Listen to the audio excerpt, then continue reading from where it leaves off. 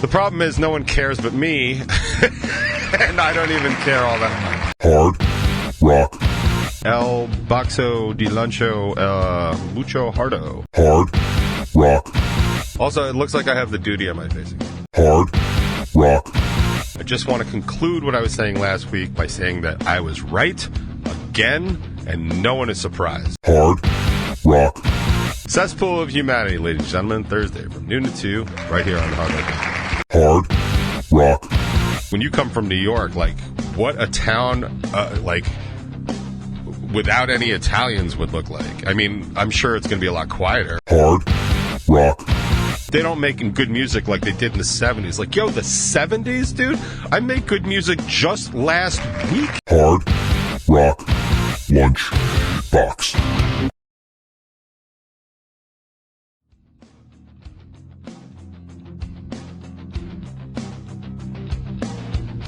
What is up, everybody, and welcome to another edition of the Hard Rock Lunchbox. How is everybody doing today? I've been playing with the lighting. Excuse me. I've been playing with the lighting here, and today, simply because I ran out of time, I have decided to go with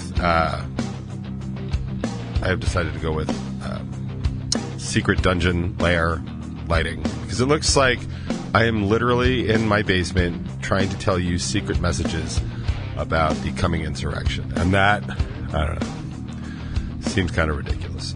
So unfortunately, that's where we're at today. I haven't been able to figure out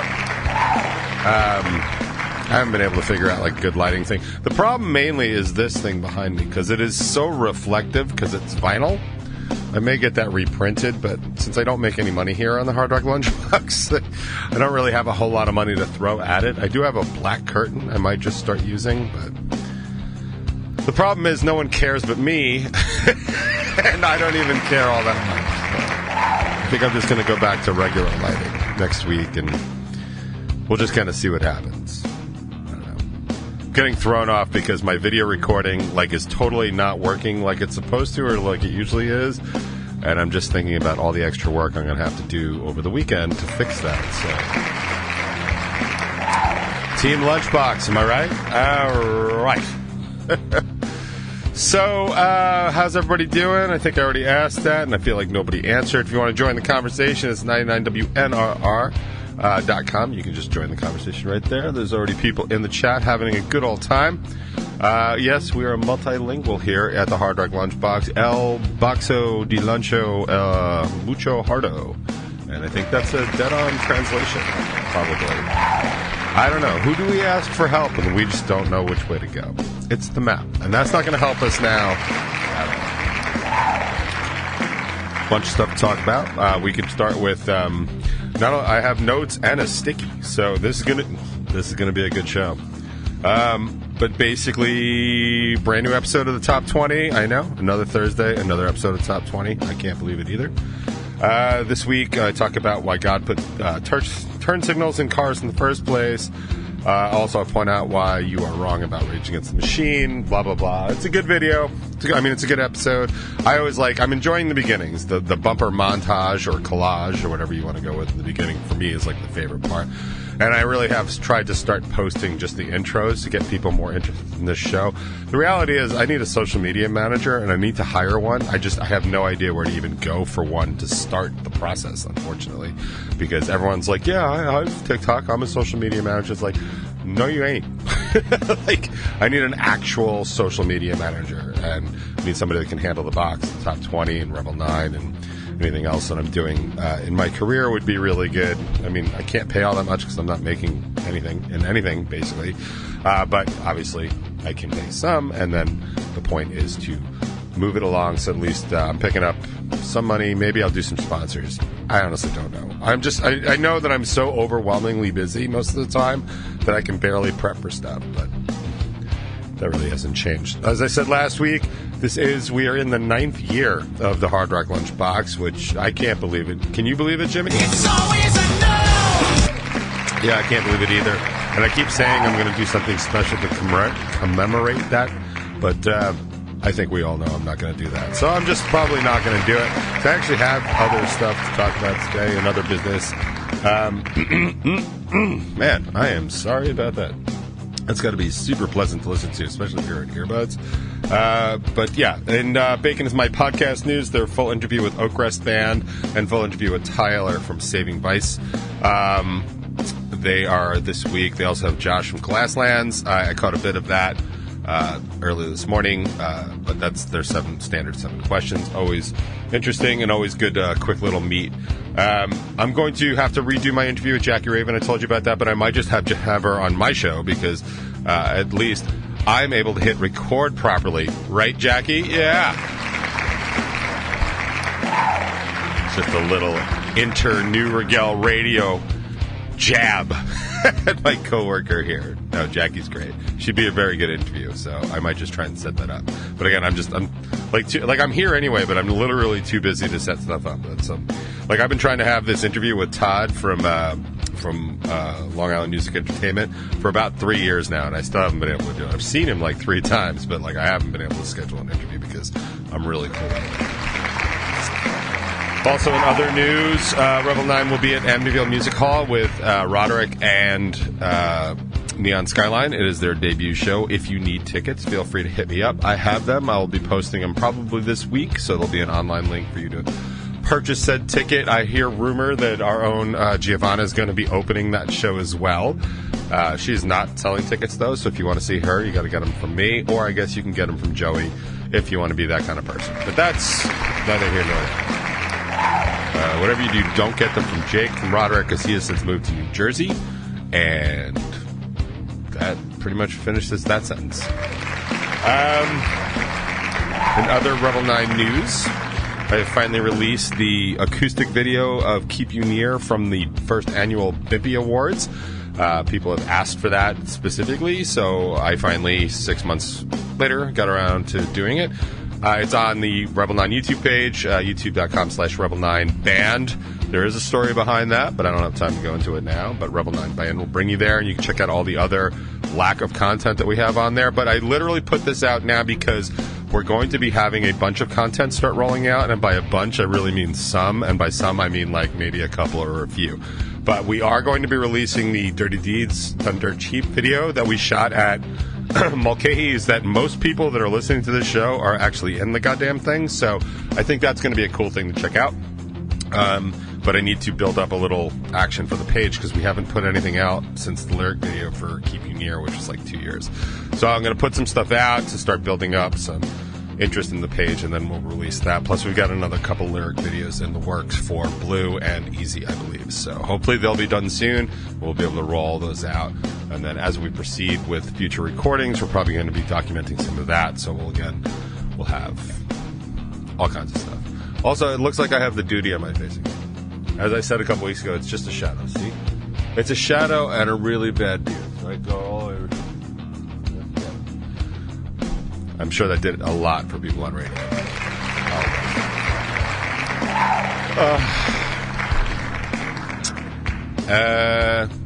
Right. So, just a quick update on my fight about Rage Against the Machine. My friend has taken down his post. I did see that he responded to it, but I usually am not on social media over the weekend, or most of the week, actually. And by the time I actually went to go respond to it, the post had been taken down, which I found was disappointing because I actually had stuff to say. Because what I did do is I actually read up on what the deal was with the particular tickets, see if there was anything specifically different about this tour with Rage Against the Machine, and it turns out that there actually was something different about it, but it went in the exact opposite direction that my friend was accusing them of doing. So what they had done is they reserved, in an effort to kind of undercut the scalpers, right? That's all this was. In an effort to undercut the scalpers, what Rage Against the Machine did is they had various pairs of seats throughout every single arena. That would be whatever the base price set by the arena, and Live Nation and all that. Whatever that base price is, they would have that, and then they would have a little bit extra above it, and those were charity tickets. which means that when you bought those tickets, you paid, say, your $49. Well, actually, the fee for the fee for most seats is somewhere between $20 and $40, right, as set by the tour package, and then Live Nation adds its fee, the venue adds its fee, blah blah blah blah blah blah blah. So let's just say it's for the sake of math. It isn't, but let's say for the sake of math, it's $50 is your base seat price. Actually, that's a bad example. 25 is your base seat price after taxes and all that other stuff. Let's say it goes to $50.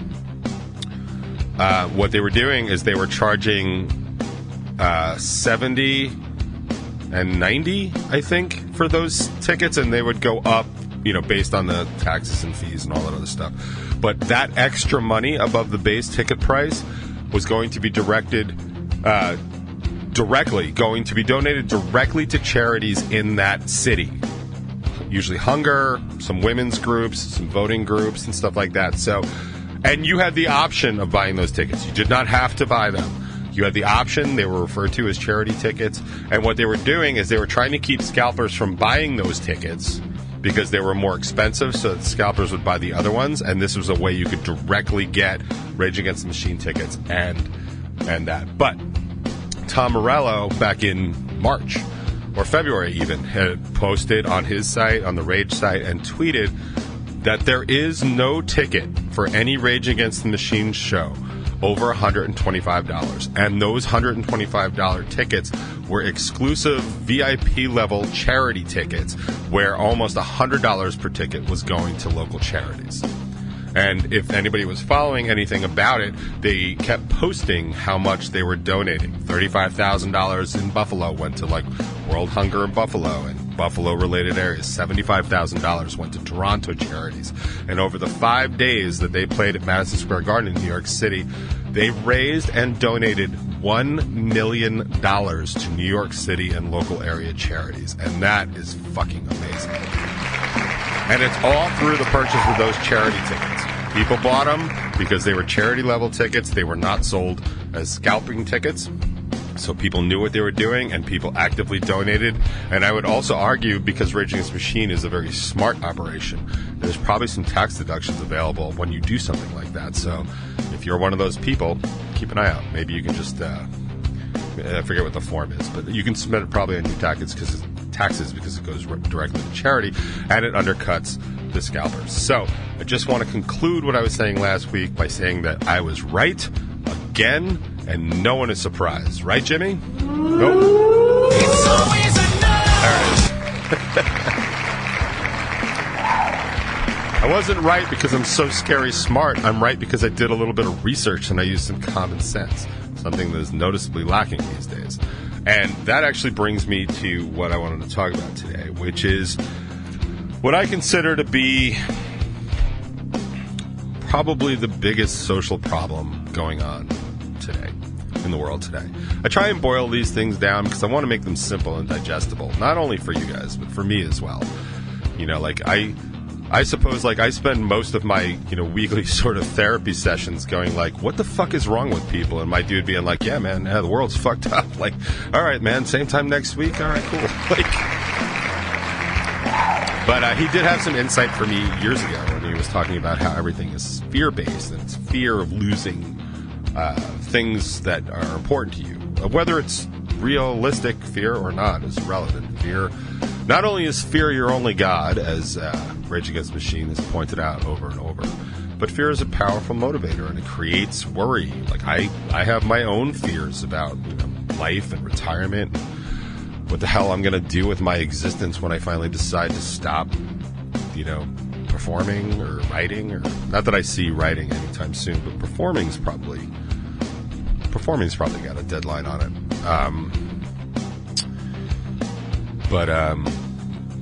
So you have all those. So I've further boiled it down after some conversations this week to kind of this whole block of the country.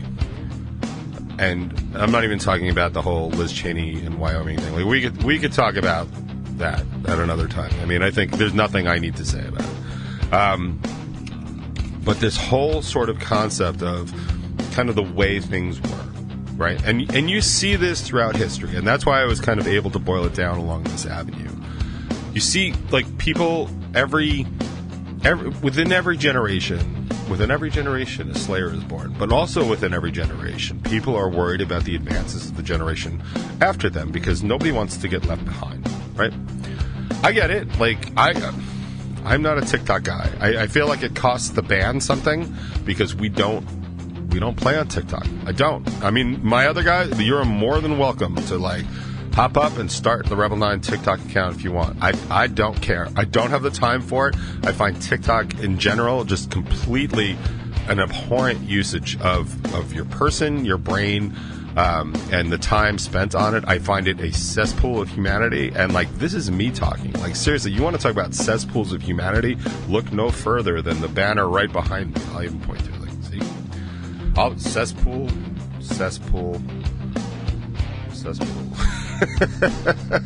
Cesspool of humanity, ladies and gentlemen. Thursday from noon to 2, right here on the Hard Rock.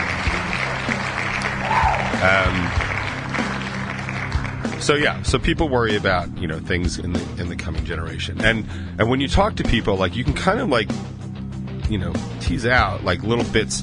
I had said years ago, like, when, you know, people were, like, really favoring Trump, I found this common thread where if you were really well off, like $250,000 in savings and up, people were very conservative, and they were very interested in keeping their money, as they should, because once you start hitting those, like, certain milestones and stuff like that, that's when, you know, the IRS starts looking at you for taxes. And if you're not wealthy enough to dodge them, like Elon Musk and most people with a lot of money, then you're the ones kind of paying your fair share, and that's a lot of money if you start getting into the $250,000 range, right? So people are worried about that kind of stuff. But I used to say that you used to have those people, and they were very pro-Trump because they didn't want their stuff taxed. That, to me, is a perfectly reasonable ideology. If you're like, dude, I make $1 million a year, I am never voting for a liberal Democrat, we're done with the conversation, because not only is it a solidly good reason, I have no argument. Like, yeah, man. Like, I was watching something on Big Think a couple of days ago that was telling, and I was going to talk more about it, but I got to work with it a little bit more. But he was saying, he's talking about how we don't understand why we liberals or Dems, or even, like, left-leaning centrists, which I'm becoming more and more of, we don't understand why people on the right keep voting against their own interests. He was pointing out, he's like, that's a ridiculous statement, because you know who votes against their own interests the most? Rich white liberals, because they're the ones with the money that keep voting for all these social programs, and they're the ones being taxed the hardest. They are the ones that are truly voting against their own interest, and we herald them as heroes. But if somebody that, you know, has some sort of clan allegiance, and they're voting against their own interests, well, are they? Like, maybe they're heroes to people on the right, and that's something worth thinking about. But anyway, the whole point of this is that I feel like I've come down to, like, my newest stance on it is that it really is about, you know, people wanting things the way they were. And I see this and have been saying it for years, but didn't really sort of solidify it into this nice little box. But people liked it when they were in high school. White people. I'm only talking about white people, because I do not come from the minority experience, so I don't have a whole lot to say on it. But white people in general that I've talked to, because it's not necessarily just pure racism. I mean, it's in there, but it's not just that. It's really about a familiarity. And as I talk to more and more people about their exposure with minorities, like in school, like even mine, like I remember it, and I've said it, you know, humorously over the years, like, we had one gay guy in school, and we had 2 black people in school, and they were brother and sister.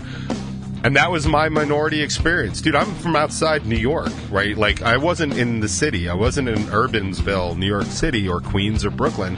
And I feel like that's why those people just feel like things are very different. My kids grew up in very diverse schoolings and stuff like that. Charlotte specifically, just since her and Corey went to Montessori schools, like, they had a much different exposure, because it turns out, believe it or not, that immigrants are way more into education than your average American. I know, shocker.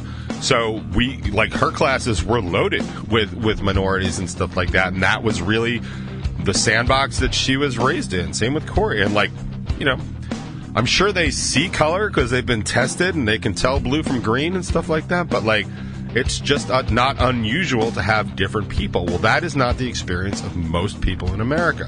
In fact, when you talk to people from like outside of the cities, like they're like, yeah, man, we didn't even have, you know, black people or Muslims or, you know, like, or Jews even, like, really, like, because I was making a joke about Italian names to, you know, one of the people I work with, and she's like, yeah, and I'm like, don't you remember when those kids couldn't fill their whole name on the SAT? Because I went through that. I had a lot of Italians in my school, and they didn't have enough room for their names on the SAT form. And she was like, no, we had no Italian. I'm like, how do you not have any Italians? She's like, we just didn't. We had like Germans and, you know, some Dutch, but like that was it. And I was like, Jesus, like, you know, you don't realize, like, when you come from New York, like, what a town, like, without any Italians would look like. I mean, I'm sure it's going to be a lot quieter. I kid. I'm like 1/16 Italian, so it's totally okay. But I mean, would you really go to those towns for any pizza, Jimmy? It's always a no! You're goddamn right, it's always a no. So if you can't even get any Italians to come to your town, like, just imagine how culturally diverse the rest of the town is going to be. And that's what those people have experienced. That was their high school life. And, you know, I don't think those high school people had minorities. I don't think they had any gays. They definitely didn't have any trans. You know, they didn't deal with any of that. They didn't deal with pronouns. And as people get older, they're less likely to, like, learn their new tricks. I mean, that adage exists for a reason. And you kind of start seeing, like, the way, and this is what I was saying about, like, things I've been complaining about for years.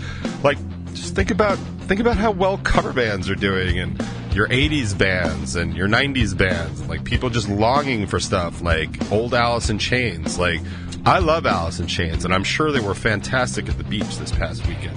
But the reality is, like, that was a 90s band. Like, we can stop. And, like, all the cover bands that are doing, like, 80s bands and stuff like that, I appreciate the nostalgia. But the reality is they are just dwarfing sales for original music. And that is based out of all these people that want to just resort back and reflect back into a time that was more comfortable, like high school, right? How many times have you seen people say, or hear people say, and seen people post, like, they don't make good music like they did in the 70s? Like, yo, the 70s, dude?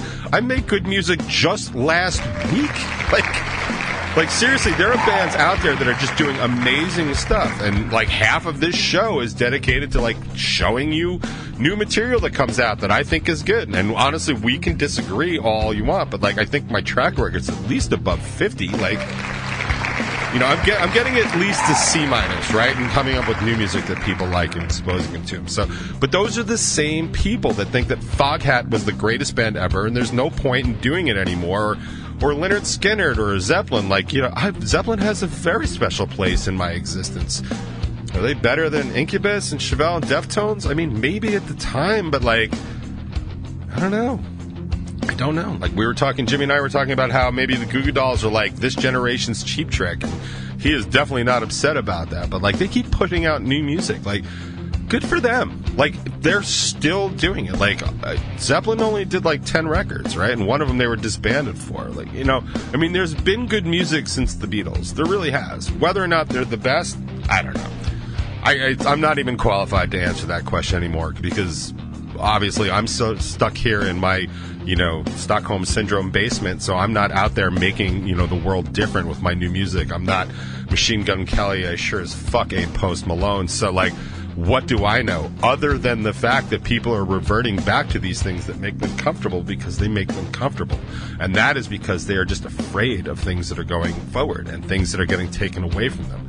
And I'm not saying that fear is a bad thing, and I'm not even saying that it shouldn't exist. I just think you should be aware of it. So when people look at, like, all these social programs and all these migrants that are taking their jobs that they clearly don't want to have anyway, like, what is it really about? It's about the landscape changing from around them. Like, this doesn't look like it used to look. And I find that too. I find that all the time. But what I get upset about is when I go to some place that I haven't been to in a while, and I see that every single mom and pop store that used to be there has now been replaced by, like, a Walmart or a fucking Chick-fil-A. Please stop eating at that place and supporting that horrible company. Same with Hobby Lobby. If I could ever get, like, not a sponsor thing, like, it would definitely be Chick-fil-A and Hobby Lobby. But the last thing I want to do is see, like, places that I kind of grew up like liking and adoring, replaced by corporate America, and people are complaining about minorities. Like, are you serious right now? Like, not even remotely the problem are the people trying to fill my water glass at the diner. Like, God bless those people. Like, I am definitely concerned about the cost of bringing people in, like, in by the hundreds and thousands and stuff like that, because that is a discussion that needs to be had. So I'm on board with that. But do I hate these people for doing it? Of course not. Do I hate the people that are trying to keep them from dying in the streets? Of course not, because I am a good Christian and a good person, and I don't believe that anybody deserves anything less simply because they were born outside our borders, especially when people inside our borders are such pieces of shit. But hey, that's just me, and I've talked long enough. But I have no segue. It's a day to remember.